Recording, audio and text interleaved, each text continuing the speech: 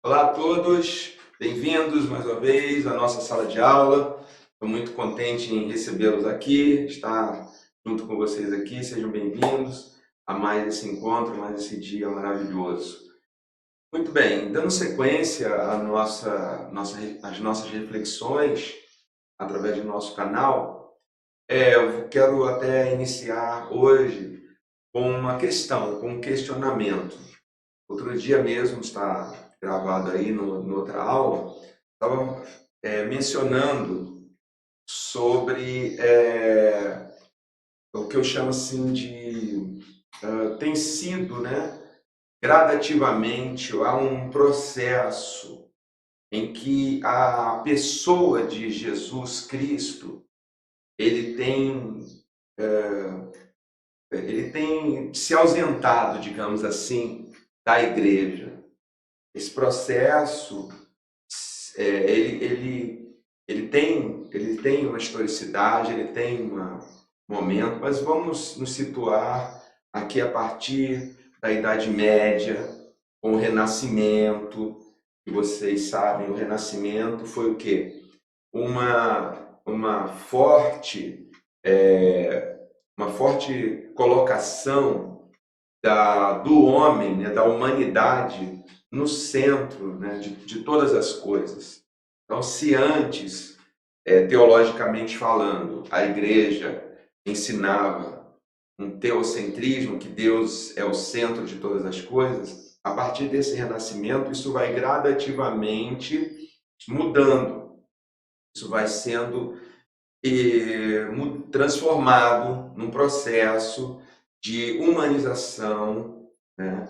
E nesse processo, e rapidamente, a partir principalmente aí do século XVIII, XIX, esse processo ele vai se acelerar muito. Entramos no século XX e chegamos, né, evidentemente, aqui neste século XXI, onde nós temos esse problema que afeta todas as áreas da fé cristã. Ou seja, nós temos fé, nós cremos em Deus, cremos em Jesus, essa é uma condição para ser cristão, crer em Jesus Cristo como seu Salvador, como seu Redentor pessoal e tal.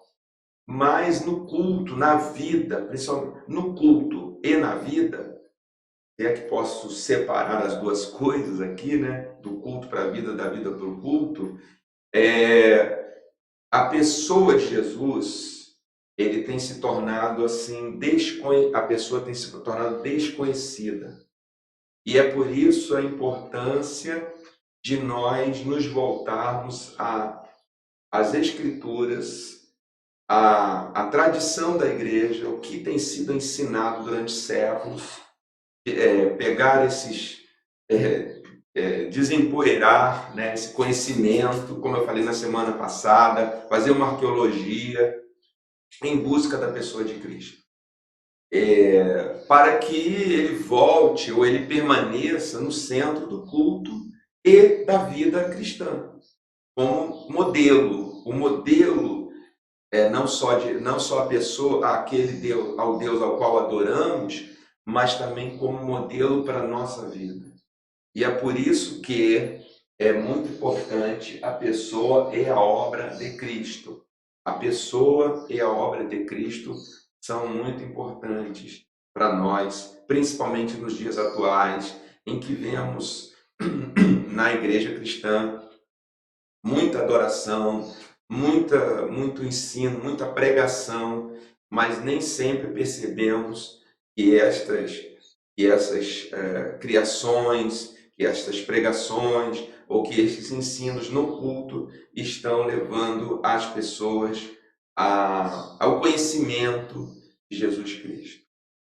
E isso é fundamental, como já disse, não só para o culto, mas para a vida, para o testemunho, por que não dizer, para a missão ao qual Jesus nos deixou aqui.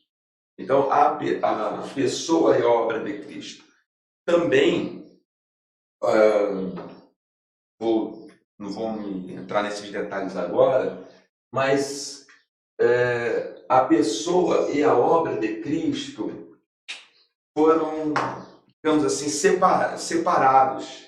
Houve um momento na história em que se separou a pessoa de Cristo, esse conhecimento sobre a pessoa de Cristo, houve uma separação disso, talvez porque as pessoas começaram a achar que era algo, né, algo como pensar no, quantos anjos tem no céu, coisas assim, né, chamadas coisas metafísicas, coisas fora do eixo da realidade.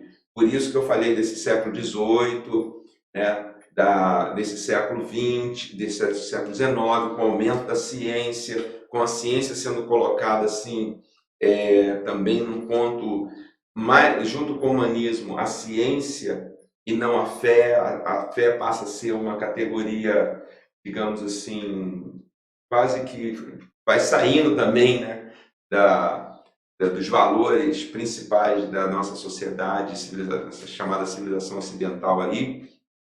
Então, a ciência ocupa este lugar, e na ciência, então, esses pensamentos, a pessoa de Jesus, a encarnação, esse tipo de coisa, ele passa a ficar fora de moda, né? Passa a ficar fora do centro. E aí se valoriza, principalmente através dos protestantes, passou a se valorizar mais a obra de Cristo, ou seja, o que Cristo fez por mim é mais importante. Ele morreu por mim, ele venceu o pecado por mim, e é algo assim também muito importante, mas produziu um reducionismo da fé nesse momento. E nós passamos a ver Jesus, a adorar Jesus em função dessa sua obra, dessa sua dádiva para nós, a salvação, sua morte redentora. E nisso também isso contribuiu para que o conhecimento da pessoa de Jesus fosse sendo deixado de lado como não tão importante. Se pregar sobre a pessoa de Jesus, procurar se refletir, escrevesse livros sobre isso, produzisse aulas sobre isso. Mas uma coisa, queridos, não está separada da outra. Não podemos separar a pessoa e a obra de Cristo, sob pena de criarmos esse reducionismo. E por que não dizer, eu até reflito que aqui, pensando em termos mais recentes, coisa de 40, 35 anos atrás, era muito enfatizado na igreja protestante, as igrejas evangélicas, se enfatizava muito essa obra de Jesus. Você pode ver isso através das músicas. As músicas falavam muito da obra de Jesus, ele é o Salvador. As músicas colaboravam para este apelo ali no final dos cultos, né? Quando o pregador, o pastor fazia aquele apelo. A música colaborava para isso. Venha ao Salvador, porque ele redimiu você, porque ele sofreu por você e tal. Então ali a música colaborava, então a música estava falando da obra de Jesus nesse sentido. Mas a partir dos anos 90, com uma série de novidades, de coisas que penetravam na igreja, até essa mensagem sobre a obra de Jesus passou a não ser tão colocada, tão focada, ao ponto que a gente chegou aqui hoje sentindo essa necessidade, sentindo essa falta. Então, de uma maneira crítica, nós nem podemos dizer que estamos assim com um superávit de pregações, de ensino sobre a obra de Cristo. E muito menos da união, né, da pessoa e a obra de Cristo, que, como eu disse, são coisas indissociáveis. Por isso que, para entendermos a pessoa de Cristo, nós vamos para a sua encarnação. Nós precisamos aqui cavar mais essa fonte riquíssima, que tem muita tradição sobre isso, né? Lá nos primeiros séculos, depois de Cristo, anos 300, 400, as pessoas, e eu fico pensando nisso, eu fico assim maravilhado, imaginando aquelas pessoas sem os recursos que temos hoje, sem todo esse acervo de conhecimento que se produziu em todos estes séculos, essas pessoas foram para esta reflexão para tentar trazer à luz essas respostas. Quem é Jesus? Quem é Jesus Cristo da nossa fé, da nossa adoração, enfim, de tudo isso que naquele momento ali estava sendo construído. Então essas pessoas foram para a encarnação e eles deixaram este legado para nós também, como forma de conhecimento, através da teologia, através, né, da história, de como nós podemos refletir mais sobre a pessoa de Jesus. O que ele nos diz na encarnação. Quer dizer, obviamente, Jesus, e aí foi o que estes chamados pais da igreja entenderam, né, que se tornou patente assim na igreja. Jesus, ele era totalmente Deus, Jesus Cristo, né, totalmente Deus e totalmente homem, 100% Deus e 100% homem, numa pessoa só. As duas naturezas distintas, mas unidas, se formaram, se encarnaram, né, na pessoa de Jesus. E aqui, então, hoje não vamos entrar nisso, sobre essa divindade de Jesus, né, que é também algo fascinante, necessário, mas que a encarnação nos fala o quê? Da sua humanidade. Deus se fez carne, como disse o apóstolo João, o Verbo se fez carne e habitou entre nós. Isso que lá no tempo dos evangelhos era assim o entendimento. Deus se fez carne e habitou entre nós. Deus se encarnou. Quer dizer, depois, como eu estava dizendo, 300, 400 anos depois, é que aqueles pais da teologia, eles tiveram esse trabalho de refletir isso. Mas como? Como assim Deus se encarnou? Porque já estava acontecendo uma série de situações de dúvidas no meio dos cristãos da época. Na encarnação, nós estamos falando então da humanidade de Jesus. Essa humanidade de Jesus é muito importante para a obra de Jesus Cristo, para a sua obra. Não é só no sentido da sua morte, mas a sua encarnação, o fato dele se tornar homem, o fato dele se tornar um ser humano, né? Ele se tornar uma pessoa humana. O que isso vai nos ensinar, o que isso vai nos dizer, o que isso vai nos trazer para o culto e vai nos trazer para a vida dos dias de hoje. Jesus, então, ao ser encarnado pelo poder do Espírito Santo, já nos fala, já nos mostra a sua total dependência. E aí nós temos que pensar também na Trindade Pai, Filho e Espírito Santo. Então, assim, o Filho encarnado, ele vem, né, em obediência ao Pai, mas no poder, nessa encarnação é a ação do Espírito Santo.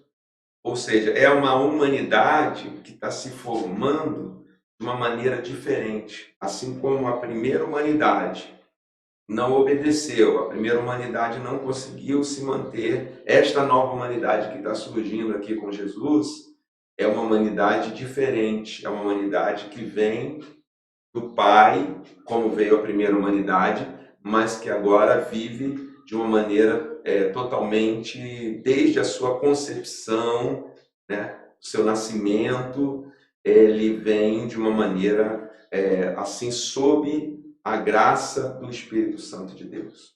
É isso que temos aqui, um terreno muito grande para nós trabalharmos nesta encarnação. Ele se tornou um de nós. Não nos tornamos como ele. né, na sua perfeição, mas ele se tornou um de nós na nossa imperfeição. Ele assumiu a nossa imperfeição. Ele se tornou como qualquer um de nós, dependendo do Espírito Santo para isso. Nascendo, né, pela graça de Deus, pelo poder do Espírito Santo vindo a este mundo, como qualquer ser humano, mas assumiu a nossa imperfeição para tornar nos tornarmos como Ele, semelhantes a Ele. Este é o chamado, né? Por isso que isso está muito ligado à obra de Jesus. Porque se Jesus só tivesse morrido por nós na cruz, às vezes eu ficava pensando assim, mas tá, Jesus nos salvou e foi assunto ao céu. Nós cremos que ele voltará um dia, né, como ele prometeu. Mas o que que a gente está fazendo? O que que a gente está fazendo aqui enquanto isso? Estamos soltos aqui, estamos vivendo essa nossa vida aqui, para que até uma certa brincadeira minha, ficava imaginando assim, poxa, mas não era mais prático Deus falar assim, ó, você está salvo, vou tirar você daí, que você não pode ficar aí não. Você não pode ficar nesse lugar aí não, porque como é que você vai viver? Então, assim, por que eu vou passar o resto da minha vida aqui fazendo o que aqui, certo? Uma vez que eu estou salvo. Só esperar uma salvação eterna é tudo o que tenho a fazer, é toda a minha missão, é toda a minha vida. Mas esse pensamento, ele vem desse fundo que esse reducionismo gera essas perguntas, gera essas dúvidas. Qual o reducionismo? O reducionismo de que tudo que Jesus Cristo fez por mim foi me salvar, me tirou de situações que eu estava vivendo, ou seja, é algo que é mais egocêntrico. Eu passo a ver até a salvação a partir de mim mesmo. Eu fui salvo, eu vou para o céu, eu vou ter a vida eterna, eu recebi a graça de Deus, eu estou muito grato a Deus, eu estou feliz pelo que Deus fez. E quando eu olho para Jesus, entre aspas, só isso.